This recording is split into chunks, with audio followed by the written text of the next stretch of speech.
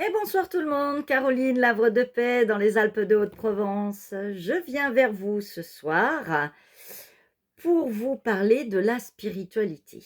Alors, nous en faisons un pataquès de cette spiritualité et ça fait peur à beaucoup de monde. Alors, la spiritualité, c'est faire grandir son esprit, c'est aller vers l'éveil de soi. Donc, ça fait partie d'un processus naturel qui nous est quelque part programmé en chaque être humain et chacun a sa dimension d'éveil, chacun a son rythme et donc fait partie de l'enjeu de l'incarnation sur Terre. Alors, des fois, c'est pas dans cette vie, hein, ou c'est plus tard. Il y en a, c'est très jeune. Il y en a d'autres, c'est pendant la moitié de leur vie, vers 40-50 ans. Puis il y en a d'autres, c'est beaucoup plus tard. Ou des fois, c'est juste au dernier moment, quelques années avant de nous quitter. Donc la spiritualité, il faut pas en avoir peur. Euh, c'est pas, vous allez être perché.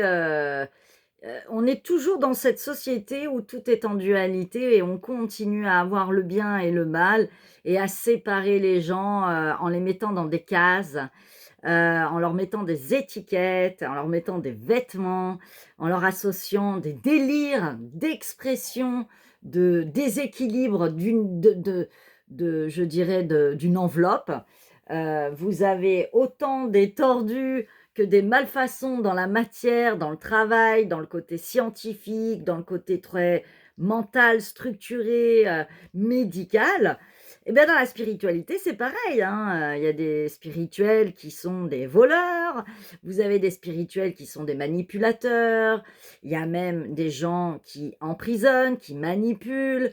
Vous avez de toutes sortes de catégories.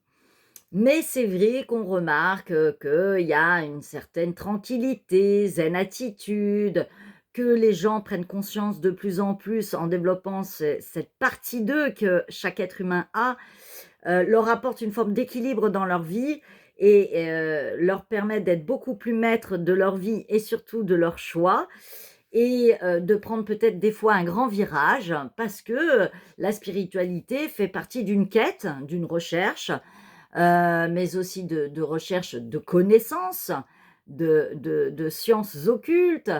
Je dirais, on peut travailler sa spiritualité aussi à travers les religions, à travers la philosophie, à travers la nature, à travers les sports méditatifs ou yoga, à travers la médecine douce, quelle que soit, de la réflexologie, mais de l'énergétique, du magnétisme, ça peut être aussi de la lithothérapie, les soins par les pierres.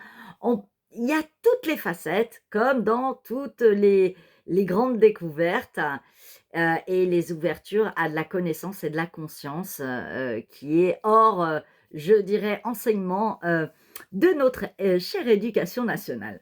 Donc, et c'est bien dommage parce que si ça faisait partie du rythme scolaire, d'avoir un éveil spirituel et d'avoir quelques activités spirituelles, comme un peu de méditation, de yoga, de sport dans la nature, de conscience des minéraux, des soins minéraux, de la chromathérapie, de la réflexologie, ça serait génial. Et de travailler peut-être aussi la calligraphie, quelques textes sacrés de grands philosophes très tôt, avec des lignes de conduite, en travaillant aussi les vertus, l'éthique, la moralité, être maître de sa vie en comprenant de prendre conscience de faire ses choix. Tout ceci fait partie de la spiritualité, ça serait génial. Donc, pour en revenir là-dessus, il y a aussi des dérives comme dans tout. Et parfois, comme je vous l'ai déjà expliqué, il arrive qu'on se dit spirituel, mais on n'intègre pas sa connaissance et tout ce travail. Et c'est la course au stage, aux formations, aux soins. Et on ne laisse pas le corps et l'esprit intégrer. On prend la moitié ou ce qui nous arrange. Et il y a une forme de dualité. Tout ça, ça fait partie du mouvement, de la croisière, de ce voyage. Et c'est vrai que les spirituels, comme ceux qui sont thérapeutes ou qui sont dans l'accompagnement des êtres humains, Hem et ben, il y a des dérives, il y a des malfaçons dans leur professionnel aussi et des fois, bah, ils ont beau être critiqués ou critiquer les autres dans la matière, dans le côté très mental et très scientifique, eh ben, il y a un enjeu qui est bien là, c'est que le côté malin, tordu de l'être humain et l'ego de possession, de pouvoir, d'emprise, vient s'en mêler et bien sûr, il y a des dérives, dans tous ces corps de métier, et dans le développement de la spiritualité. Il y a toujours cet ego, il y a toujours ces pouvoirs, il y a toujours, cet attrait à l'argent et puis, se dire qu'on est spirituel, mais on ne l'incarne pas, on ne l'exprime pas, on n'est pas dans cette compassion, ce partage, cet amour, on fait du faux semblant.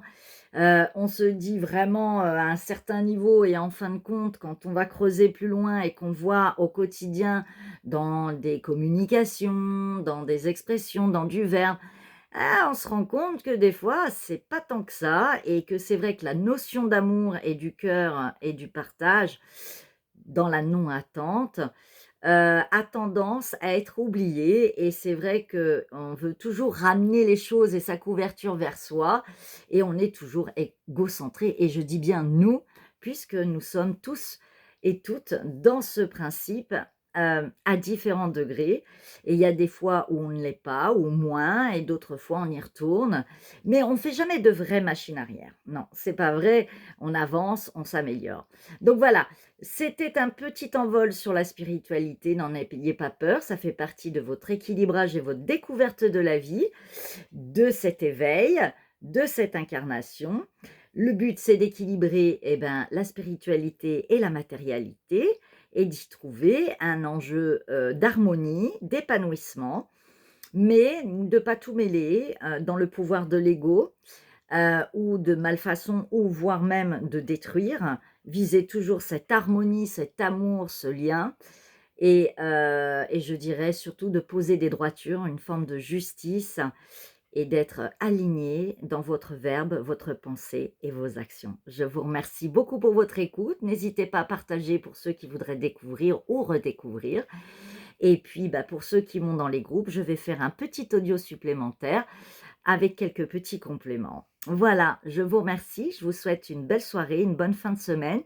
Et j'ai posté sur ma chaîne YouTube, Carolis Lavre de Paix, la vidéo de la nouvelle lune et de ce mois d'octobre avec des grandes lignes de conduite, je dirais, de conseils, voilà, et de ressentis. Et je vous remercie d'exister. Je vous aime.